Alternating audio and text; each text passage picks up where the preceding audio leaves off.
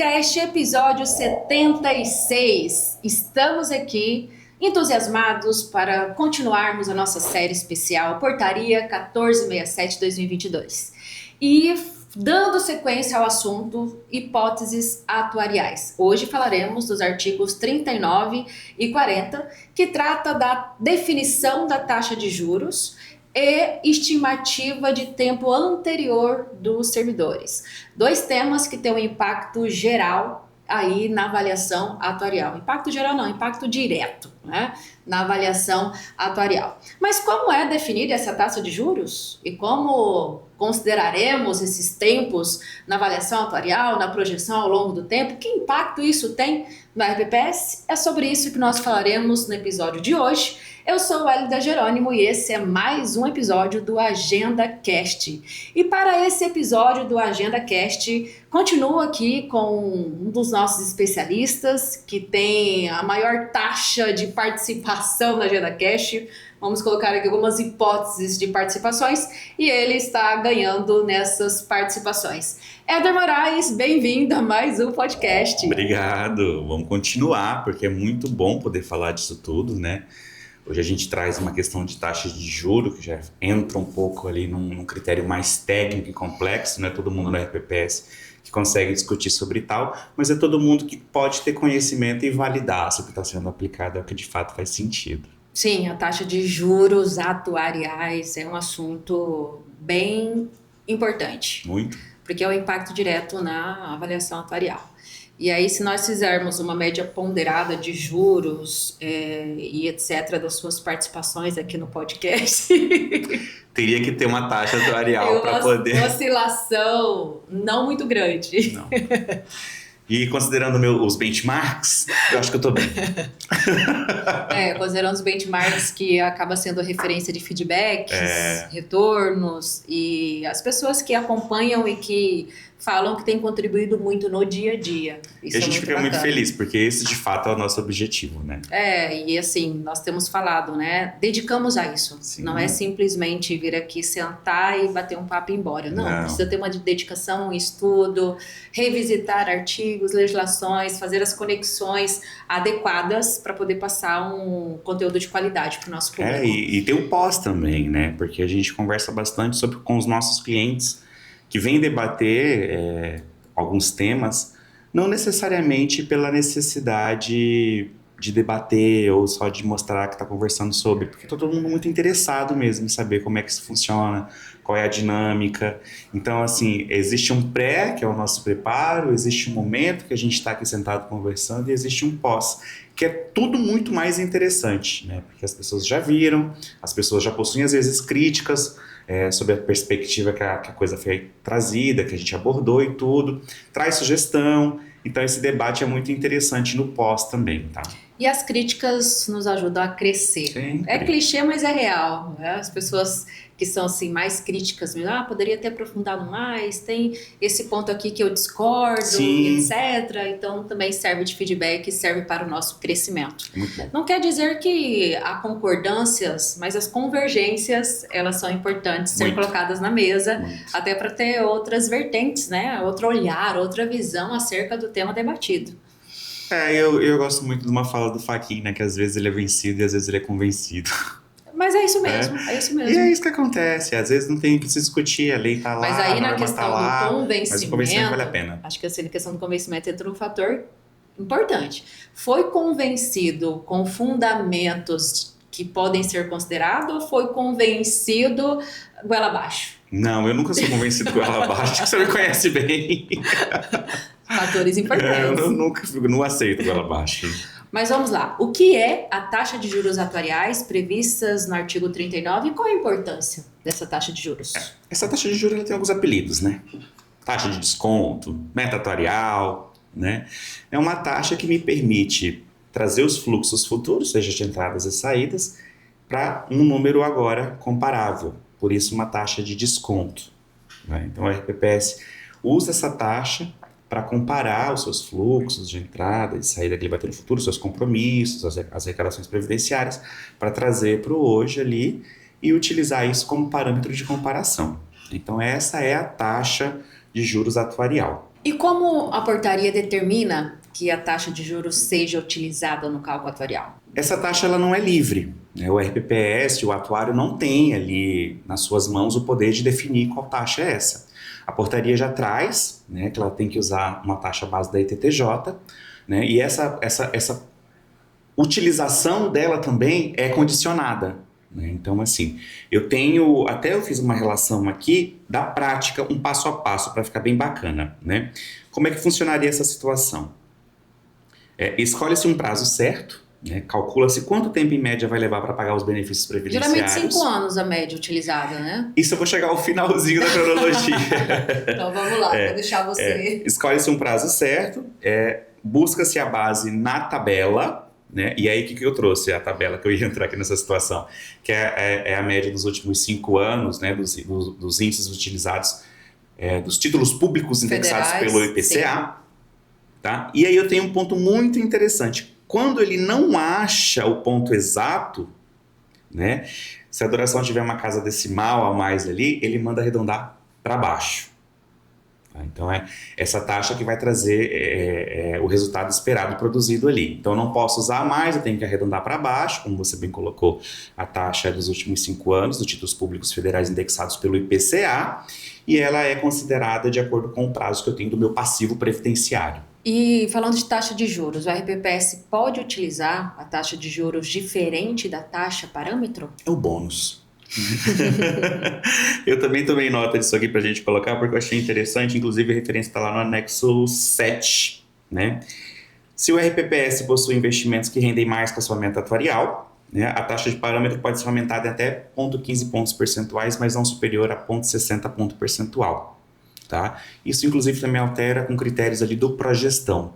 Então, sim, essa taxa ela não é fixa, entre aspas, né? Ela tem um parâmetro ali, da onde ela se inicia, e eu posso ter uma variação condicionada que os meus investimentos sejam superiores à minha meta atuarial do período. O bacana é que sempre tem um período paradigma para ser analisado, tanto para chegar quanto para modificar, revisar, ou o parâmetro que a portaria estabelece para que aconteça essa definição da taxa de juros. Então, isso é muito importante ser considerado. Na verdade, não só ser considerado, ela é obrigatório que seja considerado. E um ponto interessante também que a gente pode considerar é que quando é um fundo de repartição simples, ela pode ser zerada. Tá? Quando há segregação de massa e eu tenho esse fundo de repartição simples, ela vai ser zerada porque não faz sentido, até porque eu não tenho, o meu fluxo só de saída, né? Eu tenho ali um fluxo correto de entradas com receita de contribuição previdenciária daquela massa que ainda está no fundo de repartição simples e é só saída, saída, saída, e a gente sabe que isso vem com aportes, então ela pode ser considerada zerada. Muito bem. Entrando na questão do tempo anterior do segurado. O tempo anterior é aquele tempo que ele atuou em outro regime de previdência, seja INSS, seja outra RPPS, que ele precisa trazer e averbar ali para o RPPS. E a portaria traz, e isso também tem um impacto aí na projeção atuarial, porque eu vou ter receita do outro regime, né, que vai ali me auxiliar, digamos, no pagamento do benefício futuro daquele segurado que trouxe tempo. E o que acontece com a RPPS que não tem esse tempo averbado, ou não tem essas informações no seu banco de dados para considerar na avaliação atuarial? É comum, né? Não é raro hoje que RPPS não tenham essa informação. Vamos dizer assim que parte é uma questão de indisponibilidade de um sistema, parte é falta de motivação para que o servidor conscientização da importância da averbação do tempo. Eles só vão averbar quando estão às vésperas da aposentadoria. Com pena aposentadoria. Antes disso, eles nem vão atrás de buscar CTC de outros regimes. Isso. E aí, quando não se tem esse tempo, né, ou se tem tempo de 25 anos de outro regime, considera-se 25 anos. Né? É o que a portaria traz. Confesso que essa é uma das partes assim que mais me causa estranheza e a que eu mais considero obscura. Eu não consegui entender assim de maneira muito clara quais foram os critérios, né, que a portaria considerou para trazer esse número de 25 anos. Né? Então, assim, a portaria diz que quando não há 25 anos, que ela traz assim, né? Quando não contém a informação do tempo de contribuição do segurado em atividade anterior ao seu ingresso no ente federativo, ou quando a informação existente indicar vinculação a algum regime previdenciário com a idade superior a 25 anos. Se eu não tenho, ou se é superior aos 25. Né? É uma das hipóteses que ele vai considerando ali dentro que, de fato, não consegui lastro para essa hipótese. Talvez essa seja uma das únicas vezes que eu tenha sido vencido, né? Não pela falta de argumento. Mas, inclusive, se eu tiver a oportunidade de tomar um café com quem produziu essa parte da portaria, era uma questão que eu queria levantar. Então assim, o que acontece? O que acontece é que não vai ser considerado esse tempo de forma precisa na avaliação atuarial, porque se a Sim. RPPS não tem informação, como considerar? Não vai ser de forma precisa, ele vai jogar ali um número, né, para que a avaliação atuarial tenha uma projeção também acerca de servidores que podem ter tempo anterior. Agora, como resolver isso? Entrar no outro ponto, né? Como resolver esse problema cadastral? Hoje a gente já tem alternativas, né? Várias alternativas, O inclusive. CNIS está aí, que pode trazer essas informações. Mas o próprio regime geral tem bastante dificuldade de estruturar os dados do CNIS, disponibilizar isso de forma segura aos regimes próprios, né? Então, assim, o SIGA RPPS, aquela época também que a gente fazia esses envios, o EIA Social veio acabando desobrigar o envio de CNIS. Então, assim, os RPPS vinham muito de uma obrigatoriedade de envio, mas pouquíssimo retorno dessas informações, né? Então, se o governo federal, que consolida essas informações ali no extrato do CNIS hoje, disponibilizasse isso aos regimes próprios, aos entes federativos, seria muito mais fácil se ter acesso a uma informação real. Evidentemente que isso não garante que a pessoa vá averbar esse tempo naquele regime. Sim, mas eu considero que ainda a projeção vai estar mais próxima que sem informação. Porque a possibilidade dele averbar é muito maior do que ele não averbar. Uma outra frente é o censo previdenciário. Exatamente. Né? Quando realizado, pode ser feita a coleta do extrato do CNIS e esse tempo pode ser assentado no sistema. Não averbado, informado. Né? Então ele não conta para simulação, ali ele não conta para avanço, mas ele seria uma excelente ferramenta para a projeção atuarial. Sim. Né? Então, assim, mecanismos existem. O mais eficaz seria, de fato, o governo federal disponibilizar, seja via API, seja via arquivo, seja o formato que for, para que o RPPS conseguisse ter acesso às informações e assentar no seu banco de dados para fins de projeção atuarial única e exclusivamente, porque também não ia utilizar para fins de concessão, porque não foi averbado. A averbação se dá apenas com a CTC. Não tem CTC, não tem averbação. Mas, assim como o censo, eu solicito ali o extrato do CNIS. Quem trouxer, eu uso a projeção. E quem não trouxer, eu também continuo sem informação. E assim, eu vejo que a gente está muito próximo de conseguir essa informação do governo federal de modo unificado. Porque, olha o avanço que nós tivemos do CISOB para o CIRC. O CISOB eu baixava um arquivo consolidado com todas as informações. Então eu tinha acesso de pessoas da qual não tinham nem vínculo com o meu regime. Então talvez até por conta dessa questão de proteção dos dados, alterou-se o formato. Hoje eu qualifico a minha base lá. Eu mando a minha base, eles olham só retorna o que encontrou. Se não encontrou nada, não encontrou. Seria a mesma situação. Eu tenho condições de submeter a minha base à análise para que fossem encontrados os vínculos previdenciários e me devolver essa informação. Então, assim, mecanismo tem. Falta, de fato, operacionalizar isso, né? Criar regra e norma para que isso seja acessível aos entes e aos RPPS. Mas deve estar aí num plano de trabalho do Ministério da Previdência, o governo federal, para que isso aconteça, porque é um ganha-ganha para todas as frentes, né? Seja lá, seja cá. Porque se lá eles têm informação da RPPS e envia, houve um certo tempo essa obrigatoriedade, e da outra ponta a RPPS também ter o ganho disso, né? Do retorno, uma via de mão dupla. Né? Um ganha-ganha. É um ganha-ganha, isso é muito bacana. E vamos para a nossa última perguntinha de hoje. O que deve ser observado, como ser observado, computar essa estimativa de tempo anterior na avaliação atuarial? Eu acho até engraçado, porque assim, está no artigo 40, né? E o artigo 40 da Constituição fala justamente de aposentadoria. Sim, conectou uma coisa a outra. Artigo 40 da portaria com da Constituição Federal. 40 com 40. Aqui ele traz um pouco de luz para aquela dúvida que eu coloquei no início. Não que eu tenha sanado todas as minhas questões quanto a esse dispositivo. Mas ele traz que o atuário não pode simplesmente escolher um critério, né? Quando ele usa esse critério, dos 25 anos ali que a portaria traz também, essa flexibilização que a portaria traz como um todo, ele precisa justificar o porquê ele escolheu aquilo, né? E nessa etapa especificamente, o artigo 40 traz mais. Ele precisa descrever os impactos que essa escolha trouxe. né? Então, o artigo 40, quando ele traz essa situação, o que ele traz? Ele traz lastro para uma decisão escura. Ele traz lastro técnico para uma decisão tomada ali pelo atuário com base na sua compreensão da situação daquele regime, né? Mas ainda assim, eu considero que fosse necessário mais alguns parágrafos e incisos e alíneas que fossem nesse artigo 40 da 1467, para que trouxesse parâmetros específicos, né, na obtenção desse dado, assim como ele traz em todos os outros, que eu acredito que isso sim traria mais segurança. Mas assim, não que eu desconfie do atuário, não é sobre desconfiar ou confiar, mas as perspectivas são pessoais quando eu não tenho parâmetros claros estabelecidos. É sobre né? trazer transparência, assim como tem nas outras hipóteses, nos outros itens. E aí eu vejo isso como uma lacuna para a produção de um resultado artificial. Exatamente isso. Também acredito que é interessante um aprofundamento maior nesse ponto aí, para deixar de forma mais transparente, Sim. com os critérios mais definidos, assim como tem nos anteriores, como nós falamos. Todos eles traz lá, né? Os limites, os critérios, Sim.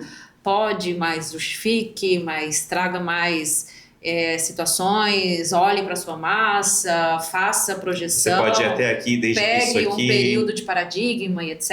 Então, como a ITDJ coloca. Exato. Então, assim, especificamente, esse artigo dá ao atuário a liberdade, né, de se justificar tecnicamente ali, eu acredito, de maneira mais livre. Como eu disse, não é uma questão de confiança ou desconfiança, mas quando tem parâmetros previamente estabelecidos, eu acredito que isso é melhor para todo mundo. Dá uma tranquilidade, uma segurança, Sim. isso é importante. Inclusive para o atuário, Sim, né, que é muito mais sim. fácil ele justificar tecnicamente os motivos da sua escolha. Perfeito. E vamos para o nosso Agenda Coffee.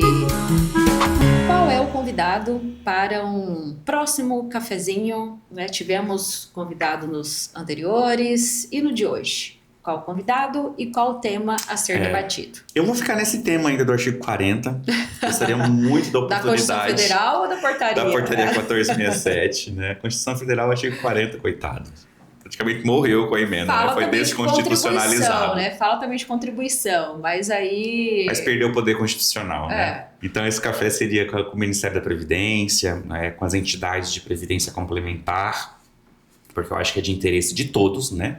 Com a própria SUSEP, ali voltada para os seguros e tudo isso mais, para discutir melhor essa questão do artigo 40 da portaria 1467. É importante, nesses dispositivos que há oportunidade de melhoria, podemos colocar assim, né? Pode ser acrescentado critérios, podemos colocar, que complementem a exigência, que complementem a hipótese que está sendo considerada ali na avaliação atuarial, é um ganho para todos, Sim, como nós já não falamos. tenho dúvida. Éder, muito obrigada. Eu que por mais agradeço esse de episódio, coração. por mais essa hipótese tratada aqui hoje. São muitas hipóteses que foram colocadas na mesa e temos outras mais em outros episódios, e já fica aqui o convite para que você contribua também nos próximos episódios que virão. E eu tenho certeza que essa hipótese se concretizará. Sim, são projeções atuariais e projeções de podcast que nós podemos considerar. E nesse universo do atuarial e financeiro, eu queria dizer assim, né, em outras palavras, a minha presença ela está dentro do financeiro. Não está tão distante.